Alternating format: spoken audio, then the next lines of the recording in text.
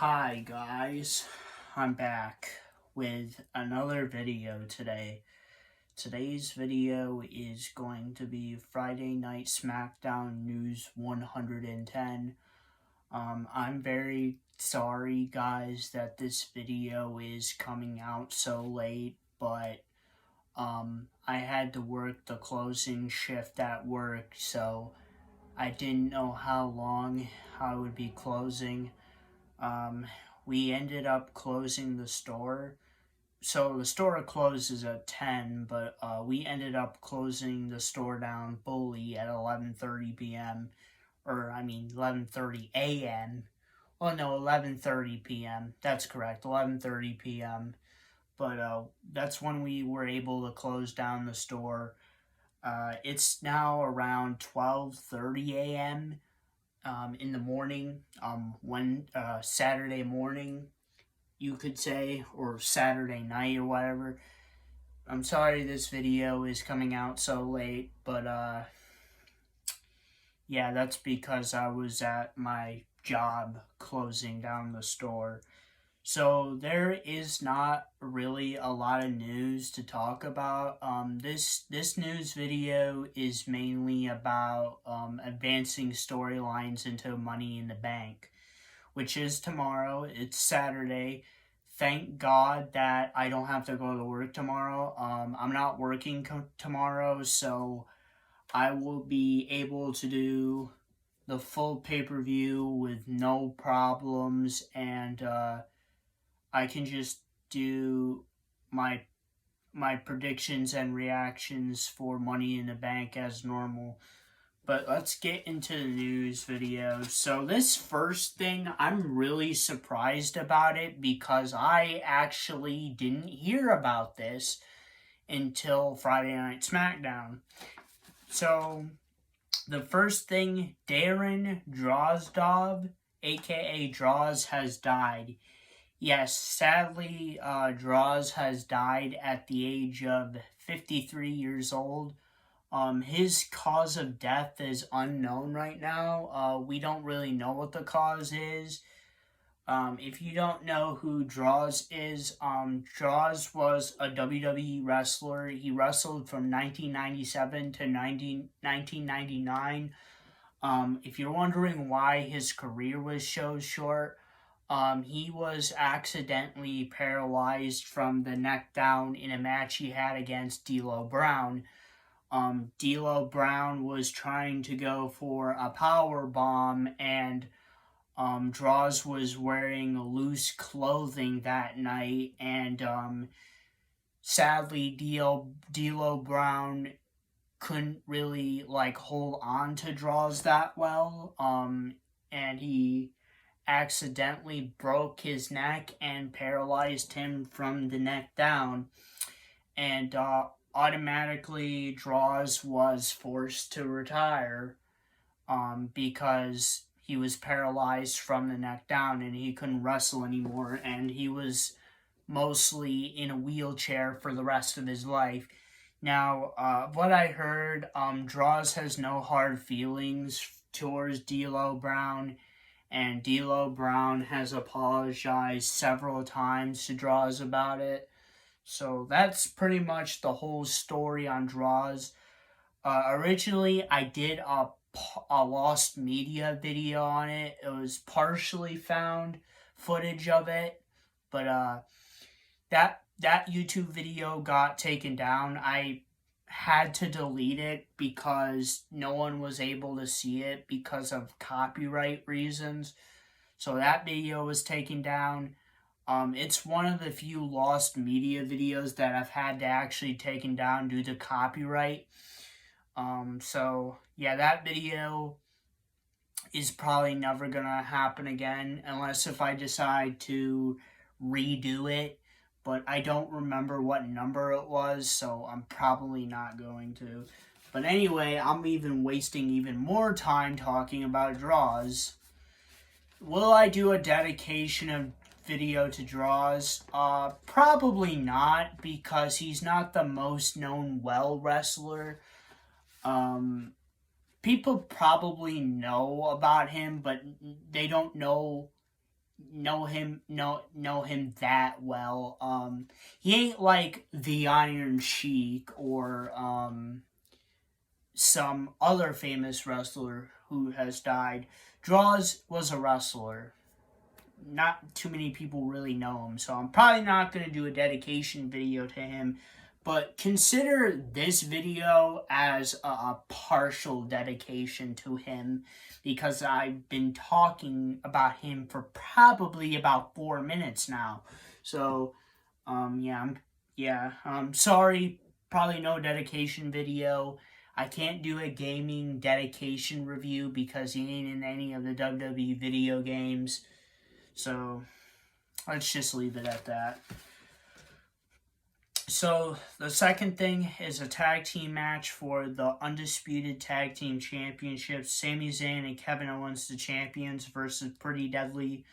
Winners of the tag team match and still the Undisputed Tag Team Champions, Sami Zayn and Kevin Owens. Third thing, Ridge Holland segment. Fourth thing, singles match. Austin Theory versus Ridge Holland. Winner of the singles match, Austin Theory. Fifth thing, Austin Theory attacks Ridge Holland. Sheamus saves Ridge Holland. Austin Theory retreats. Sixth thing, Karrion Kross segment. Seventh thing, singles match. If Shotzi wins, she will replace Bayley in the Women's Money in the Bank ladder match. Shotzi versus Bayley. Winner of the singles match, Bayley. Originally, this match was supposed to happen last week, but Vince McMahon, he's been, controlling creative lately, so he's been pushing back these storylines. This match was supposed to happen last week, but it got pushed to this week. To be honest, the match was okay.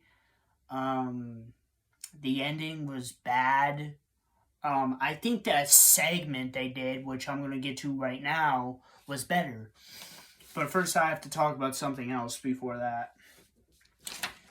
Grayson Waller effect. Special guest Logan Paul segment. Interrupted by LA Knight. LA Knight segment. Night thing, Bayley, Io Sky attack Shotzi in the backstage area. So this is what I'm talking about. This was I don't know if Vince McMahon had input on that, but I know this was definitely a Triple H thing. The match was okay. I didn't really like the ending, but this segment I do like. It's probably what's gonna happen is if Bayley does not win the Money in the Bank, because the rumor is going right now that Io Sky is gonna win the Money in the Bank. They haven't really talked about much of the women's Money in the Bank. They mostly talked about the men's on who's going to win. The two favorites to win are LA Knight and Damian Priest, but there's a sneaky suspicion that Vince McMahon is going to try to get his way with creative and have Logan Paul win, which I want LA Knight to win because he is the fan favorite, but also I think he deserves it. This is his push. He really deserves it. He's getting over with the fans. I think LA Knight really should win the Money in the Bank ladder match. But like I said before, Vince McMahon is trying to push his way with creative, so yeah, Logan Paul might win. But anyway, back to this. So I like this segment because it's going to probably build a feud between Bayley and Shotzi. Because Shotzi is not taking Damage Control seriously, but Damage Control has proved a point tonight by attacking Shotzi and cutting her hair. So there's going to be a feud after Money in the Bank, possibly with Bayley and Shotzi, which I would like to see. 10th thing, triple threat match, LA Knight versus Butch versus Santos Escobar. Winner of the triple threat match, Butch. 11th thing, AJ Styles segment. 12th thing, singles match for the WWE Women's Championship. Asuka the champion versus Charlotte Flair. Winner of the singles match and still the WWE Women's Champion, Asuka by DQ. 13th thing, Bianca Belair takes out both Asuka and Charlotte Flair. I don't really know where they're going with this. There was rumors that they are going to turn both Bianca Belair and the Street Profits heel. They're already heading in that direction with Bianca Belair, but not as much with, Sorry guys, I sneezed. You saw my eye blinking? That was because I was about to sneeze. I was trying to hold in the sneeze, but I couldn't hold it in. I'm sorry for sneezing. Excuse me, guys. I sneezed. But, like I was about to say, yeah, they plan on... It's a rumor right now that they're possibly going to turn Bianca Belair and the Street Profits heel. Bianca Belair's a maybe. I haven't really seen it from the Street Profits, so I don't really know. But that's what's going on. 14th thing, next week on Friday Night Smackdown. So next week, Friday Night Raw will be in the Madison Square Garden in New York City. So it's going to be a big show. Roman Reigns is probably going to be there. If not, people are going to be mad. But next week on Friday Night Smackdown. So Grayson Waller effect. Special guest Edge. Can't wait to see what they do there. Singles match, AJ Styles versus Karrion Kross. Singles match for the United States Championship. Austin Theory, the champion, versus Sheamus. Yes, I've already heard about this already.